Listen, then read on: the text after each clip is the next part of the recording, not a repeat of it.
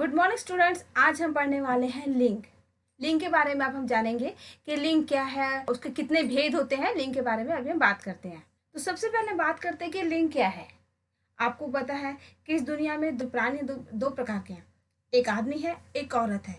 तो ऐसे शब्द जिनसे हमें पता चल जाता है कि कौन आदमी है, कौन पुरुष जाति का है या फिर कौन स्त्री जाति का है ना, उन्हें हम कहते हैं लिंग। इसकी परिभाषा देखिए इस प्रकार होगी।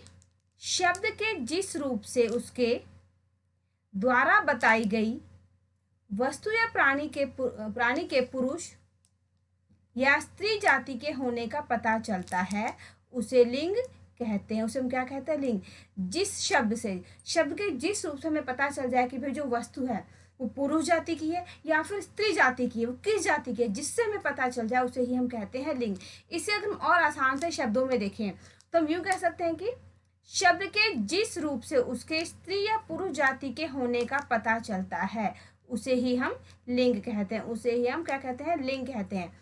जब हमें पता चल जाए कि भाई जो वस्तु है या फिर जो भी है वो क्या है, जो कि वस्तु या प्राणी वो पुरुष जाति से संबंध रखते हैं या फिर स्त्री जाति से संबंध रखते हैं, उनका संबंध किस जाति से है, जिससे हमें पता चलता है उसे ही हम लिंग कहते हैं। अब लिंग को जानने के बाद हम बात करते हैं लिंग के भेदों की, कि लिंग के कितने भेद होते हैं। लिंग के दो भेद होते हैं।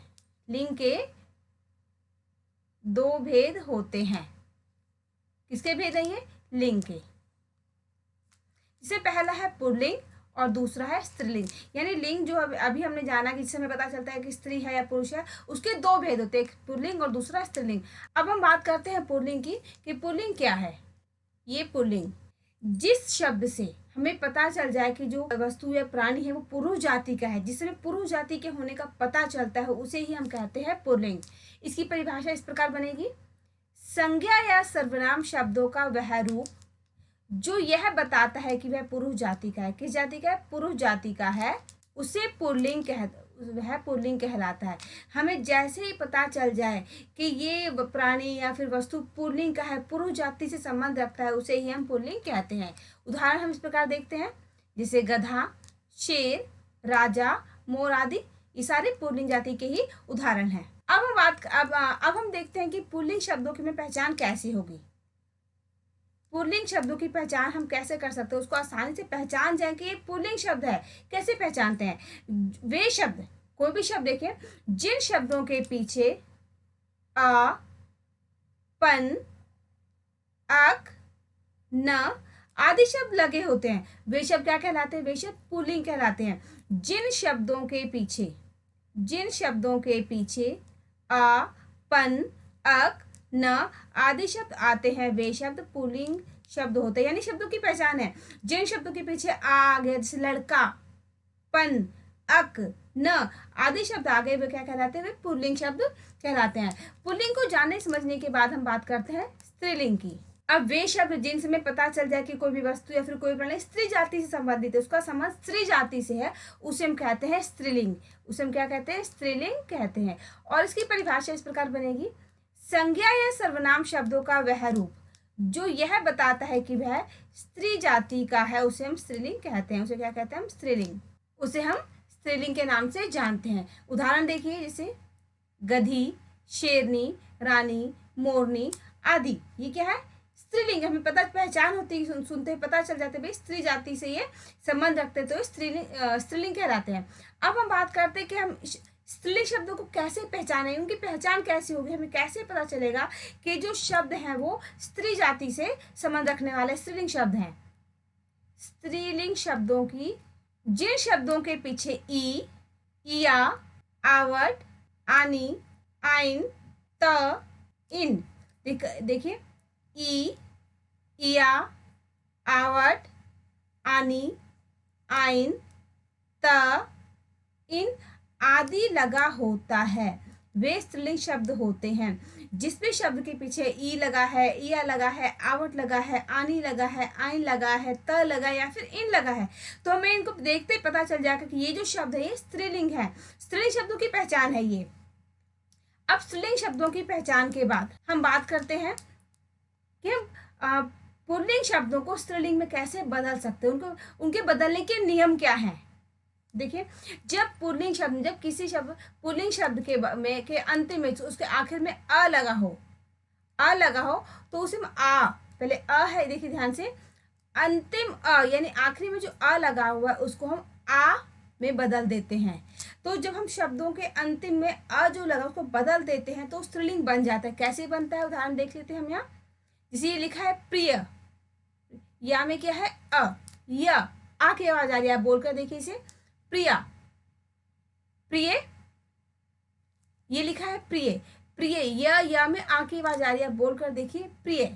प्रिया में जब हमने इस अ में जब हमने आ लगा दिया, यानी कि इस य के अंदर हमने क्या लगा दिया, आ लगा दिया, तो ये प्रिय से बन गया प्रिया।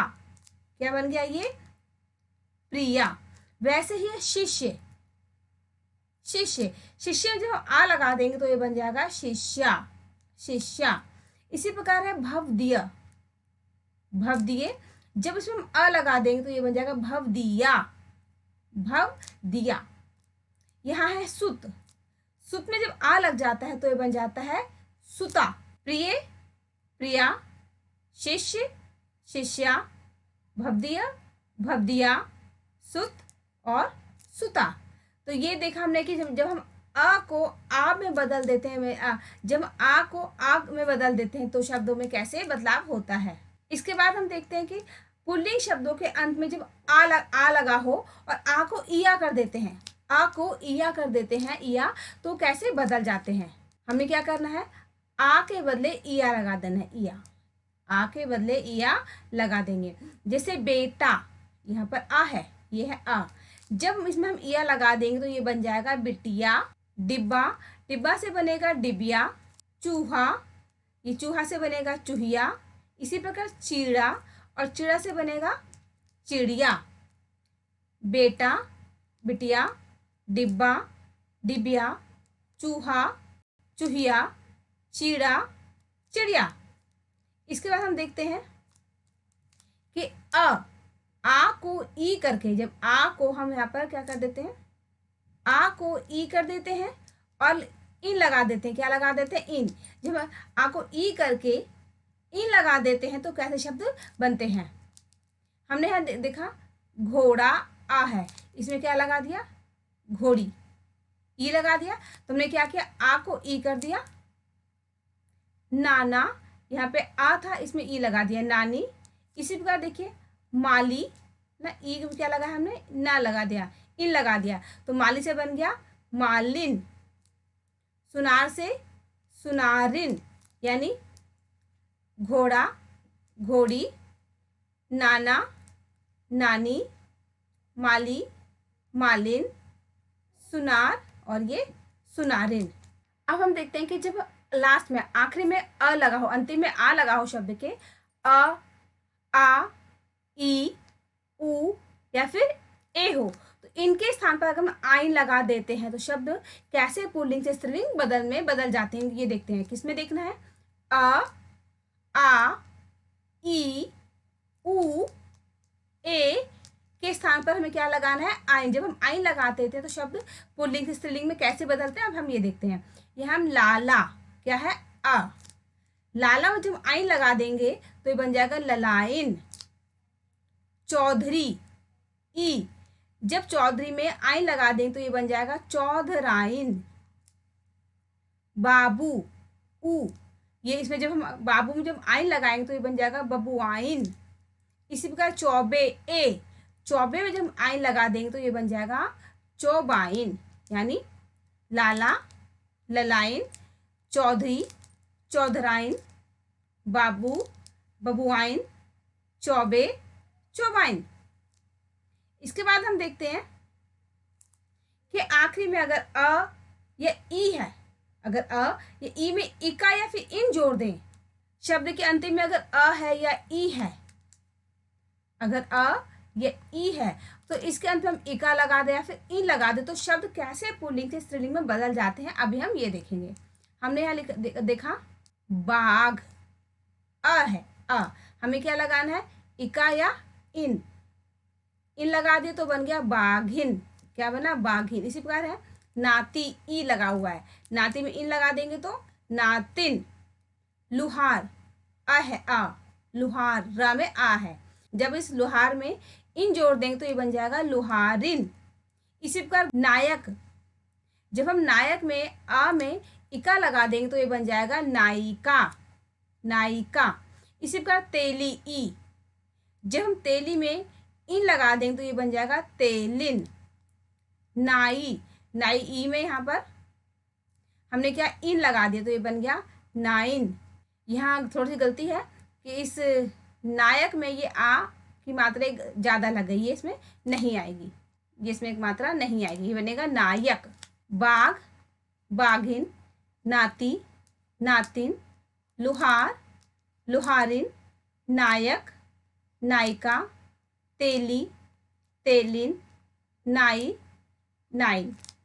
इसके बाद हम देखते हैं कि अगर शब्द के अंत में आनी जोड़ दें, पुल्लिंग शब्दों के अंत में अगर हम आनी जोड़ दें, आनी क्या करें, पुल्लिंग शब्दों के अंत में अगर हम आनी लगा देते हैं तो शब्द किस प्रकार से पुल्लिंग से स्त्रीलिंग में बदल जाता है। यहाँ लिखा है ठाकुर, ठाकुर में जब आनी लगा देंगे तो ये बन जाएगा ठकुरानी। देवर में जब आनी लगाएंगे तो ये बनेगा देवरानी। इसी प्रकार से नौकर, नौकर में आनी लगा देंगे तो बनेगा नौकरानी। सेठ से बन जाता है सेठानी, यानी कि क्या पढ़ेंगे इसे, ठाकुर, ठकुराइन, देवर, देवरानी, नौकर, नौकरानी, सेठ और सेठानी। इसके बाद देखिए, जब हम शब्द के आरंभ में शुरू में नर और मादा लगा देते हैं तो भी उन्हें हम पुरुष जाति स्त्री जाति के नाम से पहचान पाते हैं। जैसे चीता और मादा चीता। चीता जो जानवर है, जो पशु है, उसके लिए जो पुरुष है, उसके लिए जो पुरुष जाति का है उसके लिए चीता, और जो स्त्री जाति की है उसके लिए मादा चीता। इसी प्रकार से बनता है खरगोश, और खरगोश के साथ स्त्रीलिंग मादा खरगोश। गिलहरी के लिए नर गिलहरी और गिलहरी, नर मछली और मछली। हमने क्या किया, नर लगा दिया या फिर मादा लगा दिया, तो हमें पहचान हो गई कि स्त्री जाति के हैं या फिर ये पुरुष जाति के हैं। हमने शब्द के शुरू में नर और मादा लगा दिया है, इससे हमें पहचान हो जाती है कि जो शब्द है वो पुरुष जाति का या फिर वो स्त्री जाति का है। चीता, मादा चीता, खरगोश, मादा खरगोश, नर गिलहरी, गिलहरी, नर मछली, मछली। इसके बाद हम पढ़ते हैं कि कुछ ऐसे शब्द हैं जो अलग अलग हैं, वो पुल्लिंग और स्त्रीलिंग में किस प्रकार होते हैं। जैसे वीर, वीर से क्या बनता है स्त्रीलिंग, वीरांगना, वीर से वीरांगना। कवि, कवि से कवित्री। वर से वधु और सम्राट से सम्रागी। ये क्या है, ये कुछ ऐसे शब्द है जो स्त्रीलिंग और पुल्लिंग में, जिनका हम, ये भिन्न रूप वाले शब्द है जिनका हम पुल्लिंग और स्त्रीलिंग में इस प्रकार से प्रयोग करते हैं। वीर, वीरांगना, कवि, कवित्री, वर, वधु, सम्राट और सम्राज्ञी। इसके बाद हम बात करते हैं, कुछ ऐसे शब्द भी होते हैं जो पुल्लिंग और स्त्रीलिंग दोनों में एकदम एक समान रहते हैं, उन्हें कोई बदलाव नहीं, तो कोई परिवर्तन नहीं होता। मतलब उसे हम पुरुष के लिए इस्तेमाल करें, पुरुष के लिए प्रयोग करें या फिर किसी स्त्री के लिए, वो दोनों के लिए ही, पुल्लिंग और स्त्रीलिंग दोनों के लिए बिल्कुल एक जैसे ही शब्द होते हैं। जैसे प्रधानमंत्री। अब प्रधानमंत्री पुरुष हो या फिर स्त्री हो, उसको हम प्रधानमंत्री ही कहते हैं, चाहे वो पुरुष हो या फिर वो स्त्री हो, दोनों ही प्रकारों में हम उसको प्रधानमंत्री कहते हैं। राष्ट्रपति, राष्ट्रपति भी चाहे वो स्त्री हो या पुरुष हो, राष्ट्रपति है। और इसी प्रकार है डॉक्टर, वो भी चाहे वो लेडी, चाहे वो स्त्री डॉक्टर हो या फिर पुरुष डॉक्टर हो, दोनों को हम डॉक्टर ही कहते हैं। ये थे कुछ ऐसे शब्द जो सदैव स्त्रीलिंग और पुल्लिंग में समान रहते हैं। क्या करते हैं, ऐसे शब्द हैं जो पुल्लिंग और स्त्रीलिंग दोनों में ही समान रहते हैं, इनमें कोई बदलाव नहीं होता, चाहे इनका प्रयोग स्त्री के लिए करें या फिर पुरुष के लिए करें, बिल्कुल सेम रहते हैं। लेकिन कुछ ऐसे शब्द भी हैं जो सदैव पुल्लिंग ही रहते हैं, जो स्त्रीलिंग में नहीं बदलते, जो हमेशा पुल्लिंग में ही प्रयोग करते हैं, जो हमेशा पुल्लिंग में ही प्रयोग किया जाता है। जैसे पशु और पानी। और भी ऐसे बहुत सारे शब्द हैं जो हमेशा पुल्लिंग में ही होते हैं, जिनका स्त्रीलिंग शब्द नहीं होता है ना। जैसे पशु है, पानी है। अब कुछ ऐसे शब्द भी हैं जो हमेशा स्त्रीलिंग में होते हैं। अगर भाई कुछ शब्द पुल्लिंग के हैं तो कुछ शब्द स्त्री के भी हैं, बहुत सारे स्त्रीलिंग जाति के भी हैं जो हमेशा स्त्रीलिंग में ही रहते हैं। जैसे कुछ शब्द सदैव स्त्रीलिंग में ही रहते हैं, जैसे छिपकली, छिपकली है, नदी है। ये जो शब्द हमेशा सदैव, हमेशा स्त्री जाति के लिए ही प्रयोग किए जाते हैं, हमेशा स्त्रीलिंग में ही रहते हैं, इनको हम पुल्लिंग में बदल नहीं सकते, ये हमेशा से स्त्रीलिंग में ही रहते हैं। तो मुझे उम्मीद है कि अभी आपने जो मेरे साथ पढ़ा लिंग के दोनों भेद, पुल्लिंग और स्त्रीलिंग दोनों की पहचान, और बहुत से शब्द जो अभी हमने पुल्लिंग से स्त्रीलिंग में बदल कर देखे, जिनको अभी हमने पढ़ा, जिनको भी हमने समझा, आप अच्छे प्रकार से समझ गए होंगे। लेकिन सिर्फ मेरे साथ पढ़ने से ही काम नहीं था, अगर आप इन्हें खुद से पढ़े, खुद से लिख कर देखें, तो आप इन्हें ज़्यादा लंबे समय तक याद रख सकते हो, कहीं भूलेंगे ही नहीं। बस आपको थोड़ा सा ध्यान लगा पढ़ने और लिखने की ज़रूरत है। इस वीडियो को देखने के लिए आपका बहुत बहुत धन्यवाद। Thank you for watching.